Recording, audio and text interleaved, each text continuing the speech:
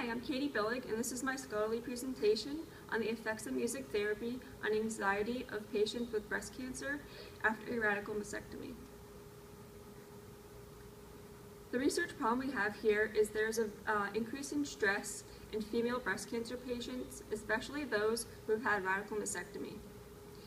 The cancer itself and the treatment-related symptoms often cause a lot of stress for the patients.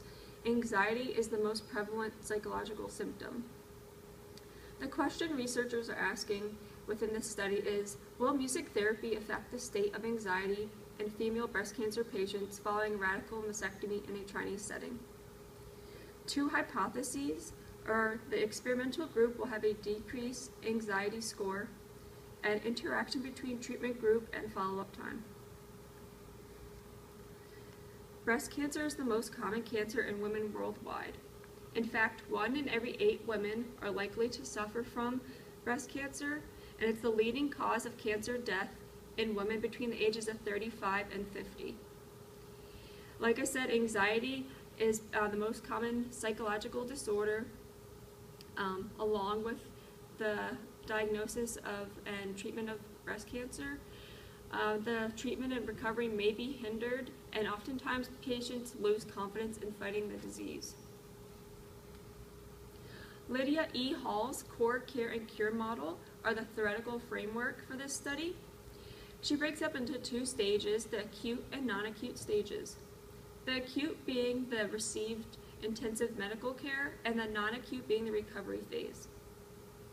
This model represents the patient, intimate bodily care, and aspects of nursing behavior, such as administration of medications and treatments. The independent and dependent variables, as you can see here, are listed in a way of the interventions of the experimental and control groups. The dependent is the music therapy in addition to routine nursing care, and an independent variable being routine nursing care by itself. Interventions, the experimental group and control group. Here we can see that the experimental group is the group that received the music therapy. They selected their preferred music, they controlled the volume, they had headphones and they could listen through the music with the MP3 player. They listened to music twice a day for 30 minutes at a time, once in the morning and once at night. In addition to the music therapy, they received routine nursing care. The control group, they took part in the pre and post tests, but they were not offered any information on music therapy. They only received routine nursing care by itself. Here are some examples of the music media library. Types of music the patients could select were like Chinese classical folk music, famous world music, and music recommended by the American Association of Music Therapy, and some Chinese relaxation music. The sample size consisted of 120 female breast cancer patients, 60 in the experimental group and 60 in the control group. To be included within the study, you had to be a female aged between 25 and 65, and you had to have a pathological diagnosis of breast cancer requiring a radical mastectomy. You were excluded from the study if you were allergic to sound or had a voice sensitivity of epilepsy or did not prefer listening to music at all. This study was approved by the appropriate Human Research Ethics Committee, and all participants within the study received an explanation of the study before it started, and they actually gave written informed consent before they participated within the study. So within the data collection procedure, we had 2 instruments, a standardized demographic data questionnaire and a state anxiety inventory, or SAI. Both the experimental and the control groups completed the demographic data questionnaire and the pre-test of SAI before their radical mastectomy. Then there were 3 post-test SAIs conducted. First, on the day before the patients were discharged from the hospital. Second was the time they came back to the hospital for chemotherapy.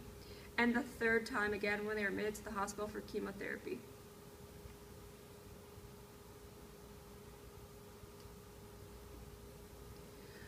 The results within this study showed that the experimental group did have lower scores of state anxiety.